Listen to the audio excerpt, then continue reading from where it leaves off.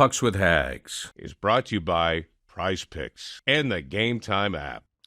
Welcome to another edition of the Pucks with Haggs podcast, a proud member of the CLNS Media Network. This show is brought to you by Game Time, the best ticket app to get all of your seats for sports, concerts, comedy, theater, everything under the sun. You need tickets, you go to Game Time. Download the Game Time app today and use the code CLNS to get $20 off your first purchase. Last-minute tickets, lowest price guaranteed. All right. Welcome to this edition of the Pucks with Haggs podcast. This is the 186th episode of the Pucks with Haggs podcast. Thank you, as always, for listening. Thank you for interacting.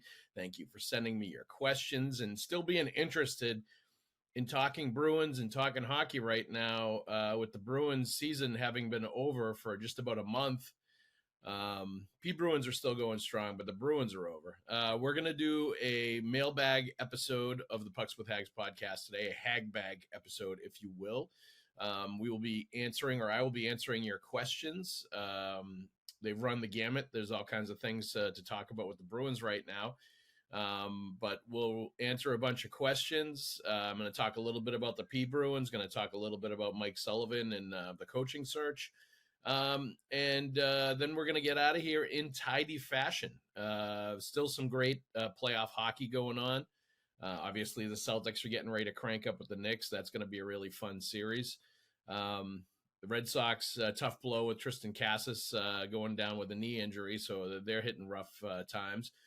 But, still everybody very curious about what's going to go on with the Bruins. And, look, do I think that there is going to be a lot of stuff happening with the Bruins over the next, week or 2 weeks? I'm not sure. I don't know. I think they're kind of, gauging their next step.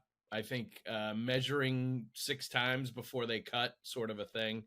And I think Don Sweeney is going to be deliberate about a lot of the stuff that he's doing. So, people want fireworks. People want all kinds of stuff going on right now. And I don't think it's going to be like that for a little while. I think they are licking their wounds and trying to figure out what the next move is going to be and what they're going to do and where they're going to go. And rightfully so. So many things went wrong this year that I think they really want to take the time to diagnose what happened, figure out what was wrong, and correct it and get things going in the right direction and fix it in the right way.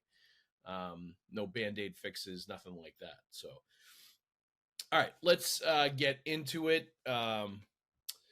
First off, the Providence Bruins advanced. I think we knew that, and we had talked about that previously for the first time since 2017 to the second round against the Charlotte Checkers. They played a game against the Checkers, who had a bye in the first round, on Friday night, and they got spanked pretty good. I think it was a 5-1 final. They were down 2-1 really early in the first period. Oliver Wahlstrom scored to make it 2-1, and then it was all Checkers after that. So Wahlstrom continues to be productive and be one of their big guns offensively, and that's been good to see, that he's really kind of dominated at the AHL level and been a really productive guy. What's been interesting is that a lot of the young players, some of the ones you would expect to step up and be productive at the AHL and playoff time. And this is like Fabian Lysell, right? This is his time to shine. That's the kind of guy that if he wants to be a longtime NHL player, if he wants to be somebody that's going to be counted on, if he wants to be somebody that is going to be thought of next year in terms of winning a job in Boston, if he wants to be in the mix for all these things, he is going to have to show it in these playoffs. And Don Sweeney said it at the end of season press conference that the Boston Bruins are watching very closely what's going on in these playoffs. And I've been to the P-Bruins games and I've seen them all there. Don Sweeney is there. Jamie Langenbrunner is there. Adam McQuaid is there. Evan Gold is there. I haven't seen Cam Neely there, but I've seen just about everybody else there that's part of the management team that's involved in a lot of these decisions and evaluating these players and hands-on in player development and player personnel, sort of getting a read on and this is a great time to do it. This is the best time to evaluate these players, is in a playoff setting where they're playing against pretty good AHL teams, where it's a heightened pressure situation, and they're going to have to show a little bit more. And it's been, excellent to see that. And it gives them the fact that they won and they're getting another, it's a 5-game series against Charlotte. They're getting at least 3 games here, 3 to 5 games. To continue to evaluate these players in this environment, I think is the perfect way to really get a read on who is going to be able to help them, who is going to push through to the NHL level, who is probably somebody that, they can really start talking about in terms of like maybe a trade prospect or somebody that could be used as an asset to go somewhere else. I think this is a great time to figure all that out organizationally. And I think they will. And some players really stepped up. Matt Poitras had 2 goals in the game 3 elimination game where they clinched it against Springfield and has played really solid hockey throughout these playoffs. I think he has been the best of all those young players and the most impactful. And, you notice him almost every shift. He's out there creating plays, making things happen. And it confirms that they did the right thing, sending him down to Providence. So he had this development time, and he had this time that he didn't really get when they had to rush him to the NHL, to really build up his game and be at that highest level of confidence that he should be at, and that his skills say he should be at, in order to compete and be a guy that can be an impact player for the Bruins next year. So for him, it's been really good. For a guy like Lysell, he has not been really all that productive. He's been a little bit noticeable, but not much. It's been more Wahlstrom has been a scorer for them. Riley Tufte has been a scorer for them. Vinny Lettieri has been one of their best players. Those kind of like veteran players have stepped up and been really good in these playoff settings. But and some of the young guys have been good, but they certainly haven't stepped up aside from Poitras into these, productive offensive roles where they're leading the way for that AHL team, where they really need to do that at this point in their career. For Lysell, he should be at that point. He should be at the point where he is dominating these games, where he's, providing offense, where he's one of the best players on the ice. And frankly, I haven't seen that in the games that I've watched. And I'll be there Sunday to watch game 2 against Charlotte, so we'll see how that looks.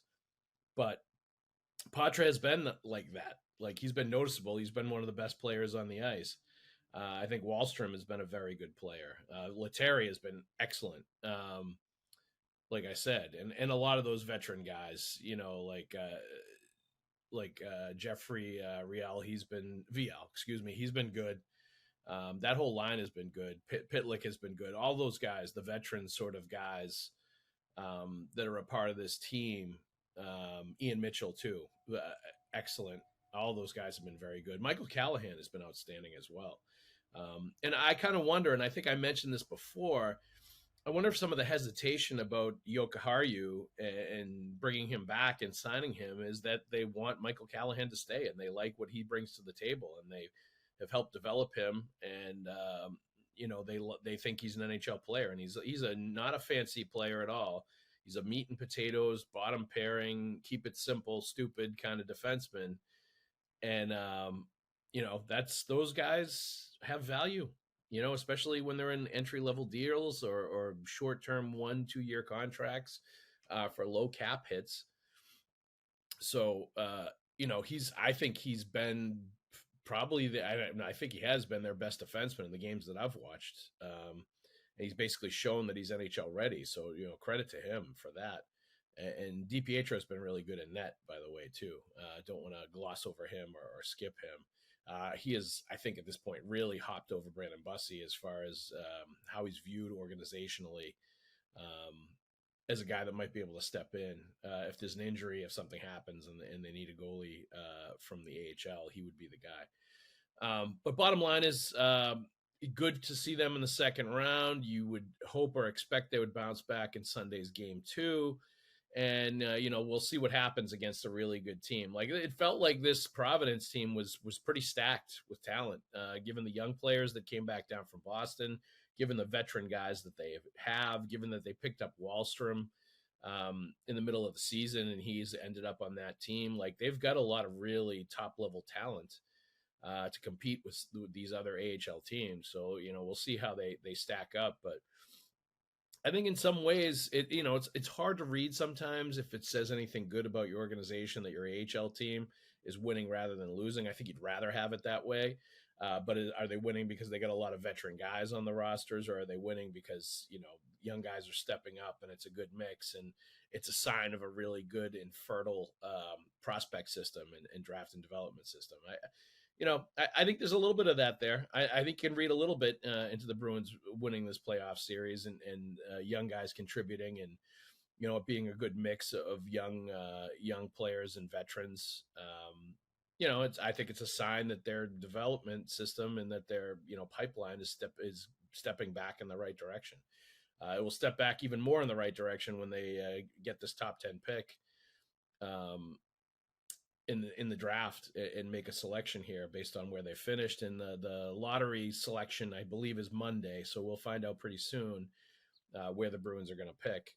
Likely in that, 5, 6, 7 range. But we'll see. All right. Let's get into it with one other thing. Mike Sullivan, hired by the New York Rangers pretty immediately. This is very Jim Montgomery-esque when he was fired by the Bruins, and I think didn't even get a chance to,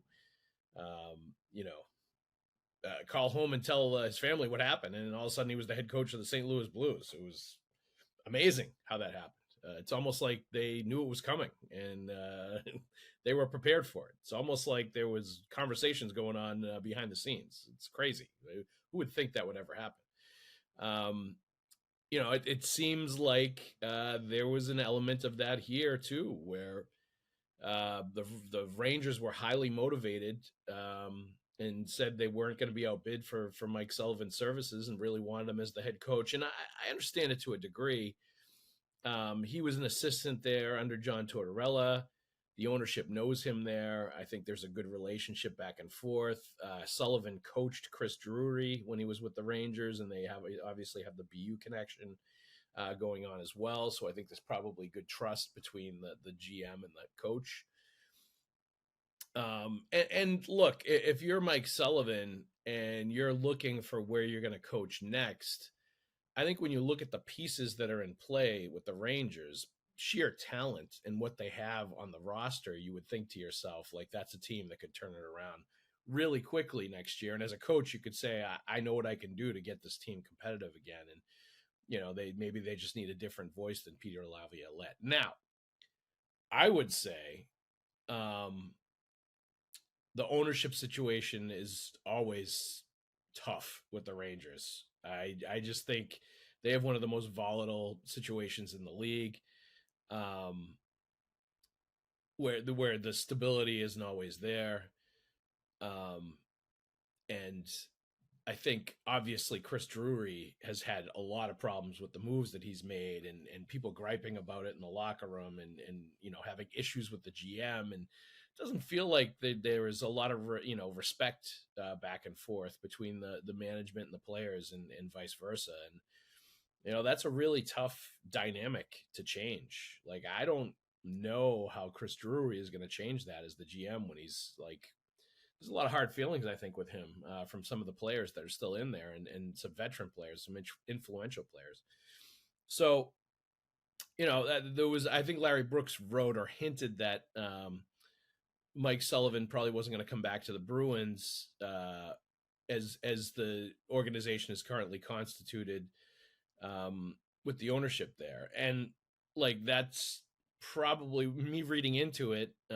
It's the sense I get is that, he doesn't want to go back to a place where he got fired by the owners there. And bottom line, I get that. I can understand that. Even though it's a different management group, even though it's a totally different sort of personnel now, it's a whole different organization. The people signing the checks are still the same. And maybe he's just decided, at that point, once you got rid of me, I'm not going back. And you said you didn't need me or want me, so I'm not going to come back now if you want me as a head coach. And I get that. Like, I can understand that. I can respect that stance out of him. I honestly think the Bruins are a better situation, all things considered, front office wise, roster wise, where the team is, what they have as far as this offseason to really supplement their team and improve it. I just think the Rangers thing is messy. I think it's not going to be fixed next year. And I think there's like some dysfunction going on there. And I wonder if Drury is not going to be there for the long haul, just based on how things have gone to this point, and some of the animus that seems to be going on there. But we'll see. We'll see what happens. But you can scratch Mike Sullivan off the list after we had talked about him fairly extensively in last episode, and gave it a lot of credence, because that's basically the name that I had heard the most over the second half of the season when it was clear there was going to be a new coach. Was Mike Sullivan. And I see people seem to understand or get that he was definitely not going to be back, that he didn't want to be back. And like, they were right on. And that leads me to believe, like I said, that like, maybe there were conversations going on like well in advance to pave the way and to, feel all this out and figure it out, because it seemed like fairly quickly after he was fired by the Penguins, people knew that he was going to go to the Rangers with pretty good certainty. And that it was going to happen. So it seems like the wheels had been set in motion for a while on that. He's taken off the list. Interesting side note on that. I have started to hear a different name recently, and it's John Cooper with the Tampa Bay Lightning and the recently eliminated Tampa Bay Lightning. And there's a sense, whatever you want to call it, a growing trend that he maybe, like Sullivan, has kind of run his course with the Tampa Bay Lightning and that they're going to go in a different direction. If he becomes available, I think he goes to the top of the list of a guy you would want to bring in that brings stability, that brings a structure, that brings a great coaching style. I think he's, fun to play for, and the players enjoy playing for him. And he knows what he's doing. All of the above, highly respected, obviously.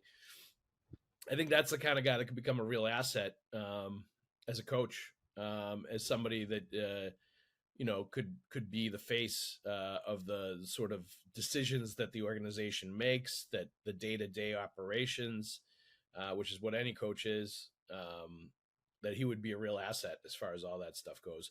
The big question, and this was another question with Sullivan, is, are the Bruins going to be willing as an organization to pay the money that it's going to cost to get one of these high echelon top drawer kind of coaching candidates? And there was real question if they were ever going to, Mike Sullivan's probably going to end up as the highest paid coach in the league, having been a free agent coach when he was fired and having won a couple of cups and having, a well-established reputation.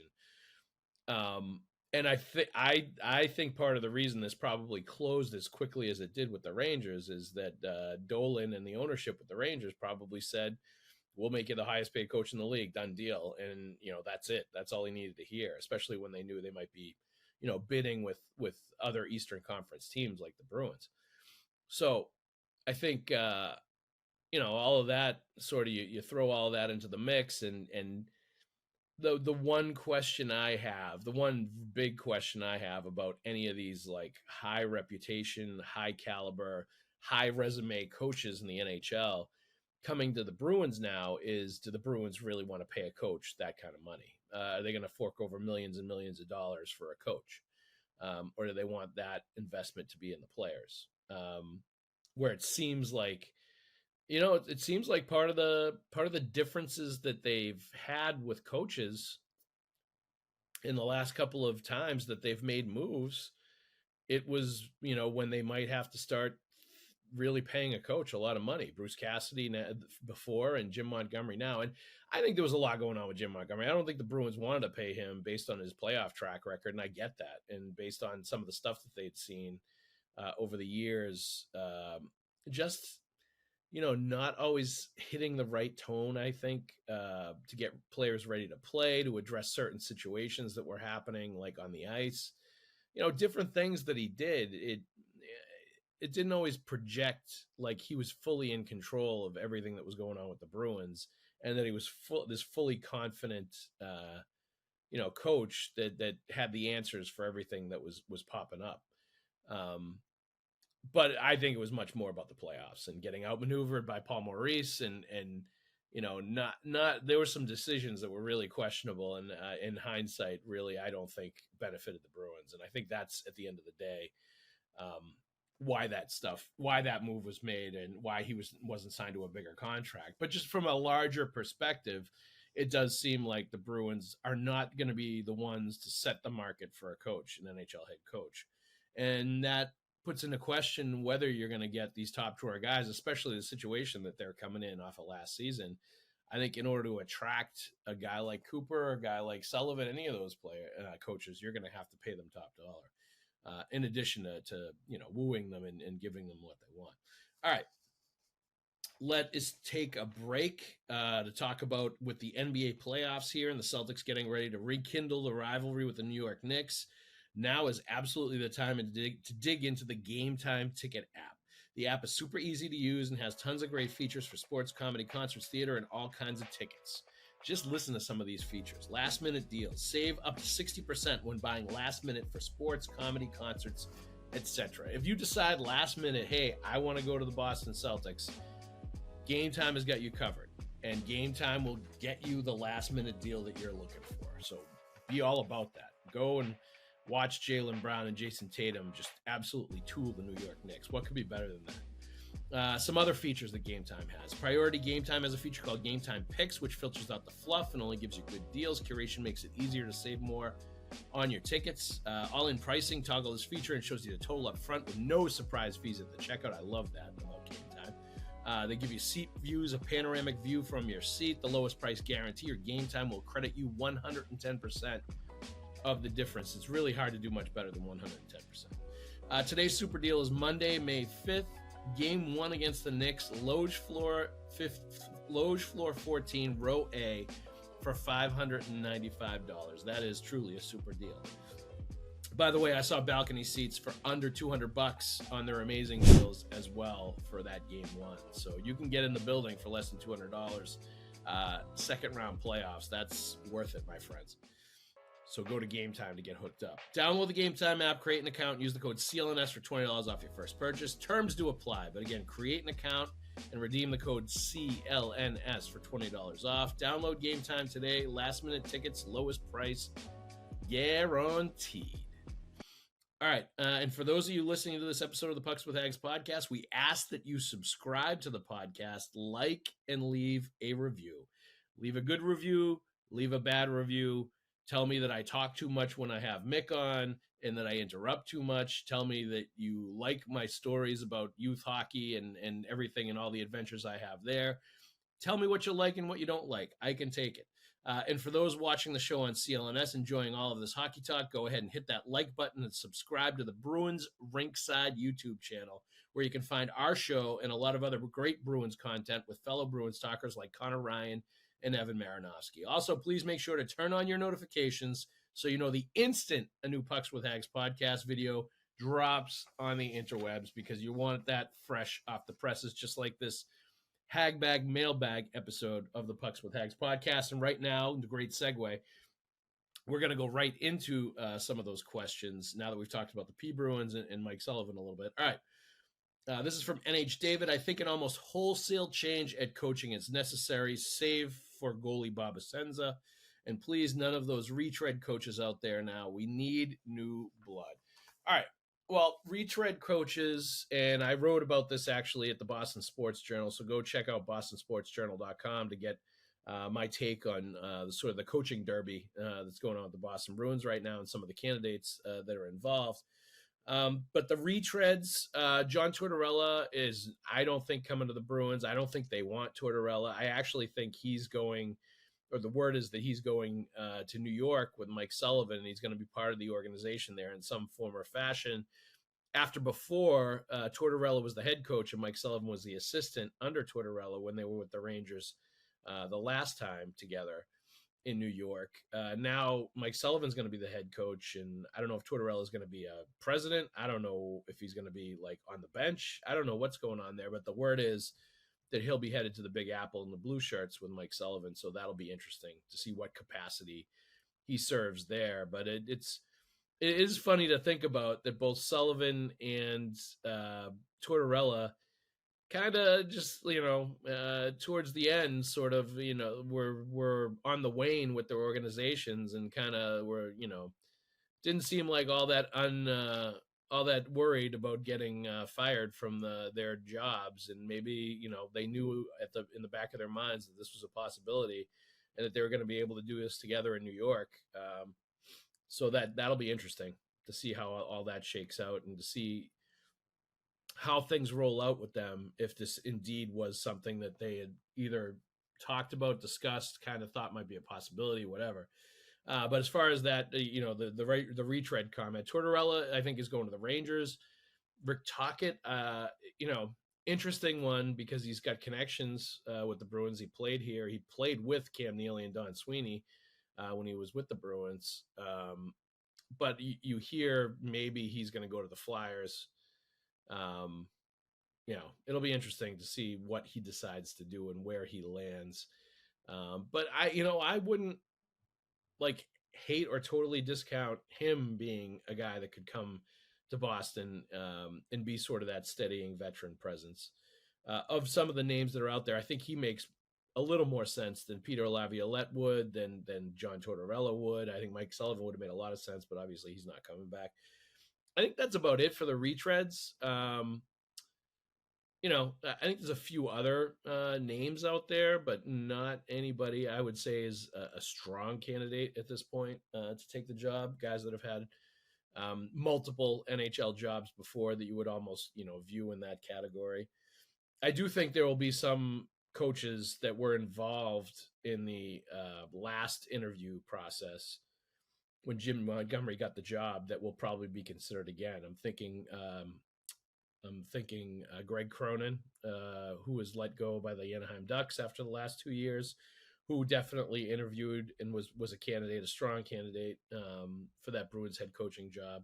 I'm thinking of David Quinn, a guy that I think is well respected by the Bruins management, and obviously knows the landscape in Boston. It has tons of NHL experience, which is something I think that would be attractive to the Bruins. Now, he's coached 8 seasons, I think it is, in the NHL and the AHL. His teams have made the playoffs twice in those 8 years. He's had some really rough seasons as a head coach, so I think that factors into it as well. I don't know that David Quinn, even though I like him personally and I think he's a good coach and he's a good hockey person, and he was Charlie McAvoy's coach at BU going back, so he's got some history there as well. But that one is not, I think, going to excite the fan base. If it was, somebody like David Quinn, somebody like Greg Cronin, they're not going to make the fans stand up and shout with excitement. But I think they could come in and be very good, caretakers / coaches that could get things back on the right track with the organization after last year. I think they're proven commodities, put it that way. So I think there would be some safety involved in making those selections, where I don't know if the Bruins view this as the right time to really take a huge risk and, go way outside the curve to bring in somebody, that's innovative, somebody that isn't expected, to get a chance, somebody that would surprise people. I don't know that they want to do that. I think there is some element of bringing in somebody that is going to, stabilize the situation that would be attractive to them. So, but as far as wholesale coaches, look, I like Chris Kelly a lot. I think he's a well-respected veteran guy. Obviously, he won a cup here. I think he should still be in the organization, and I, would be perfectly fine with him still being a coach on the staff. Joe Sacco, I would be absolutely good with him being the associate head coach, especially if you're going with somebody that doesn't have a ton of actual NHL experience on the bench, is more of like a college coach kind of guy. I think he did the right thing. He was a good organizational guy by stepping in and taking the interim job and kind of, taking a hit for the team, taking one for the team, knowing that it was going to be tough. And obviously it was even worse than that when the trade deadline hit. So if he wanted to stay and he wanted to stay on the staff and continue in his job as associate head coach, I would love and truly respect the Bruins if they kept him on. Because I think he's just a good person, a good hockey guy, and he did a great job, and he should be rewarded for that, being put in a tough position and making the best out of it. And I really respect the job that he did in the second half of the year. So wholesale changes, not so much. But the thing is, you bring in if you bring in a head coach that's got clout, that's got leverage, that's, going to bring a little excitement, that's got a little going on, they're going to want their own people. And that's when you start to talk about, house cleaning or different coaches, what have you. If they bring in somebody like, that's out there and available and isn't, there's not a lot of chatter about them getting another head job.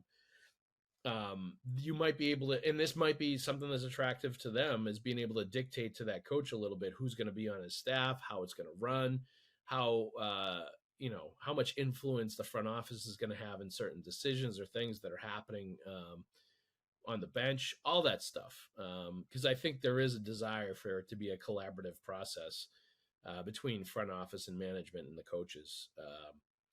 So I think all of that factors in, and it's going to be interesting to see how it all plays out in the end when they get to a point where they have somebody they really want to bring in as the coach.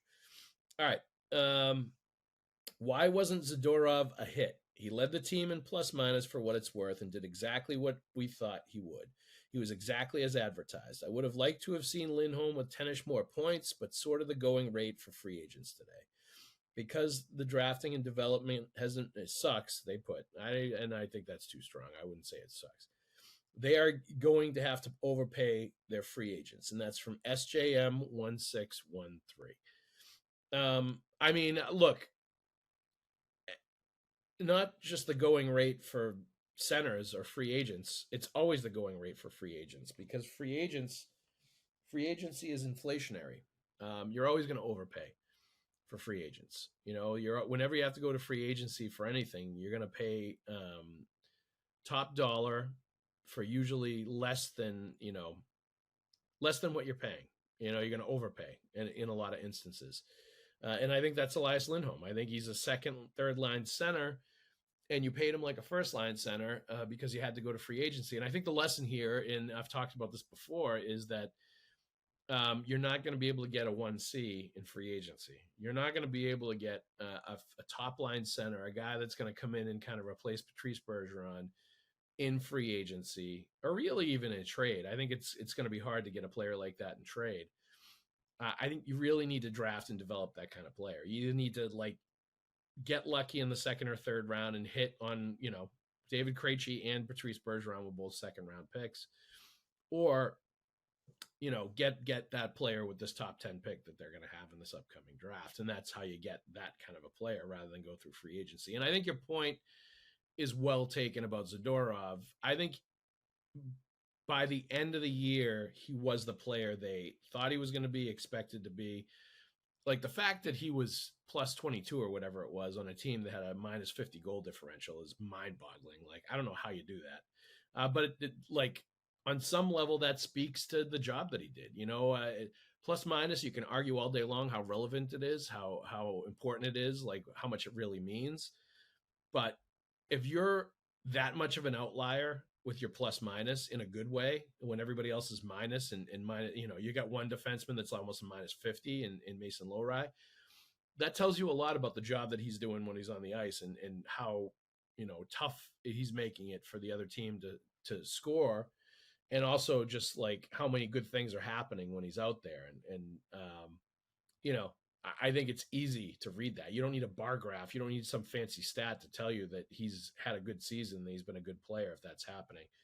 And I'm okay with a lot of the penalties he takes too. Like he, gets the other team looking over their shoulder, gets them intimidated, gets them to not take as many liberties because they know he's going to be there to make them answer for it. Like, I think all that stuff is positive and something the Bruins needed. And I think it's something also that really becomes a big factor in the playoffs. I think he's going to be an even more effective player in the postseason than he was during the regular season for the Bruins. So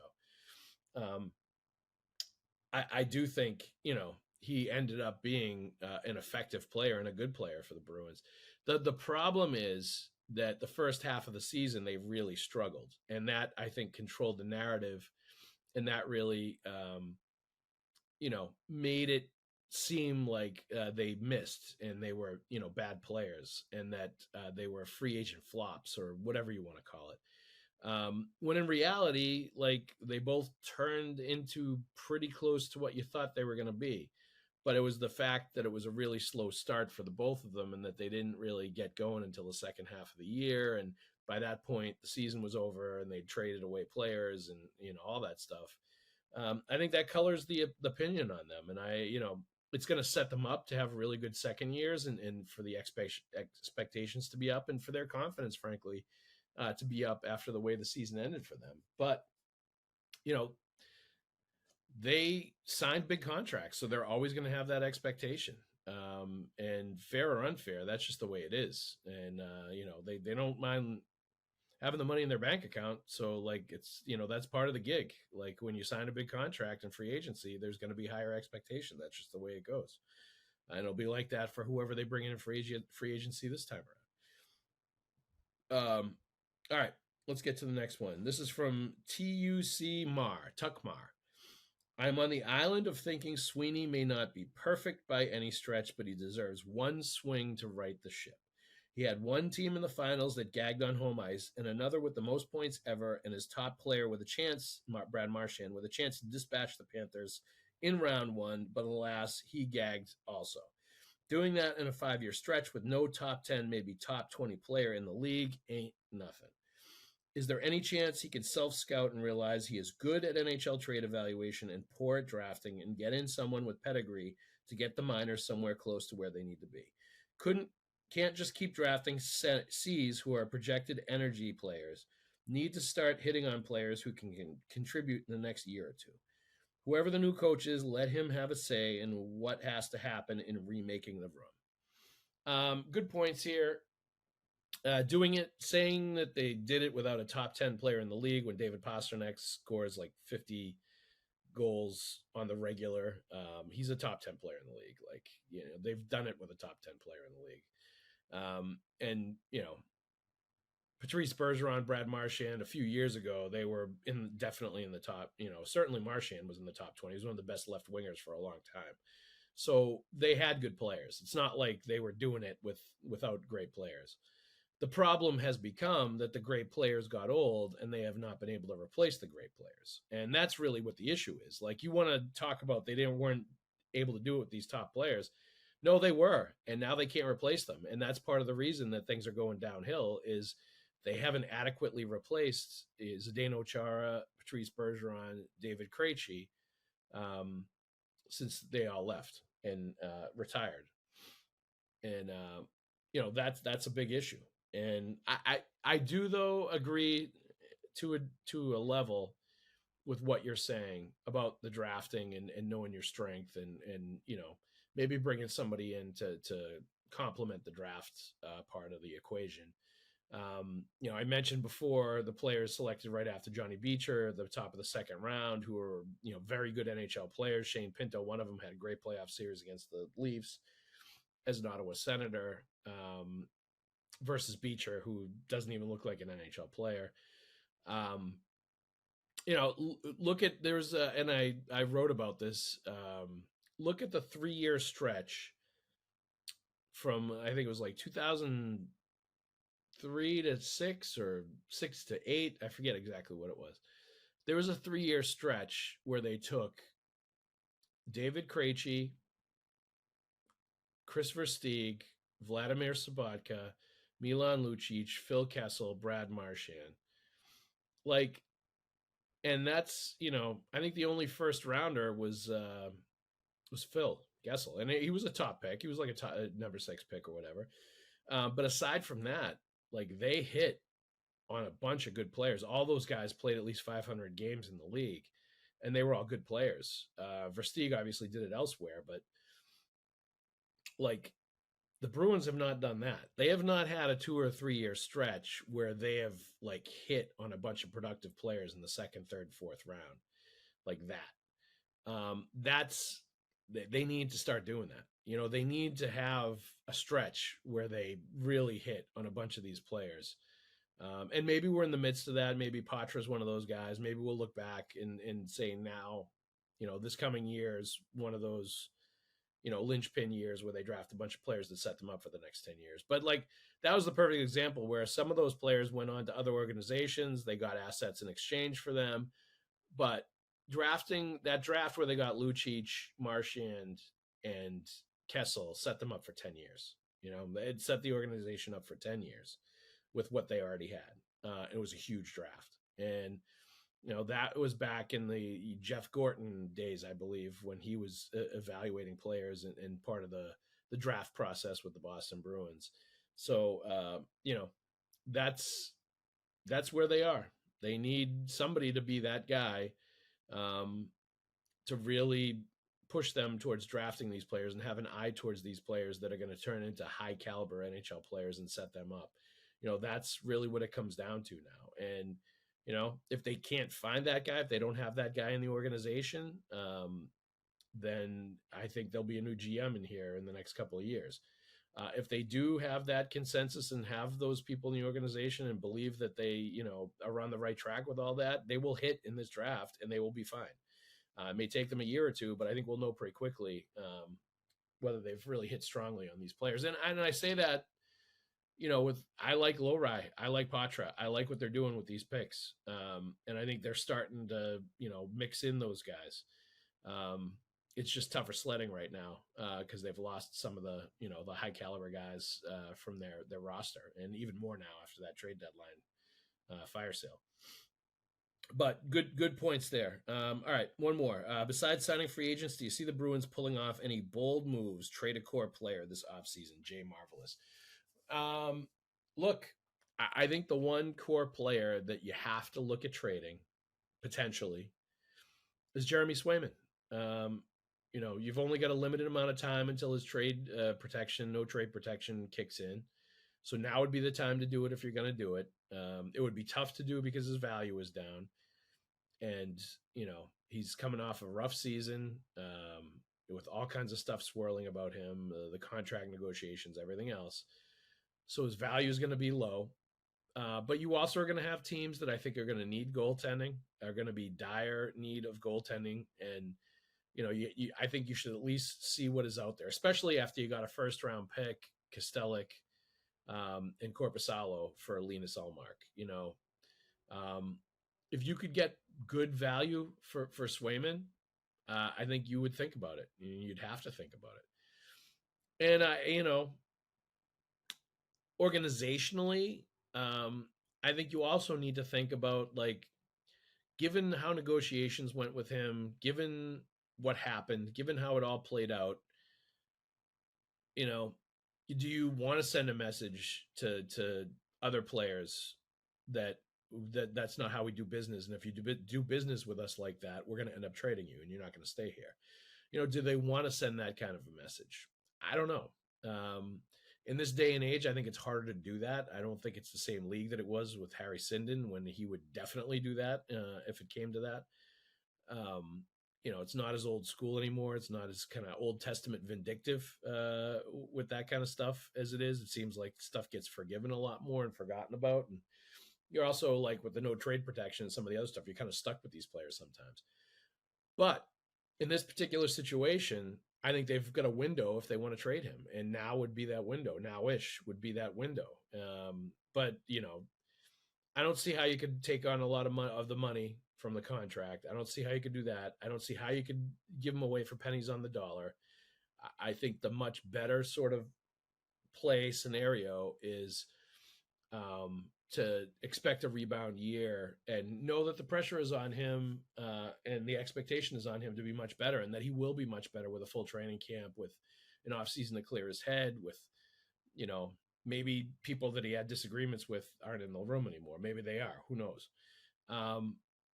But I think all that stuff measures up to him being highly motivated to be much better next season. And I still believe in the kid. I still think he's a very good goalie. I still believe in the talent. I still believe in the makeup. I think he's a young person and player that's maturing and figuring it out on the fly. And I think this was a really difficult year for him. The expectation, the contract, the way things played out.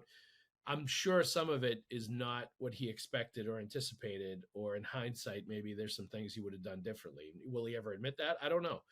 But I think if you probably had a real honest conversation with him, there are some things that he wish hadn't happened or had gone differently than they did. And, you know, who hasn't had those experiences in life, especially when we're in our 20s, you know, like that stuff happens frequently. So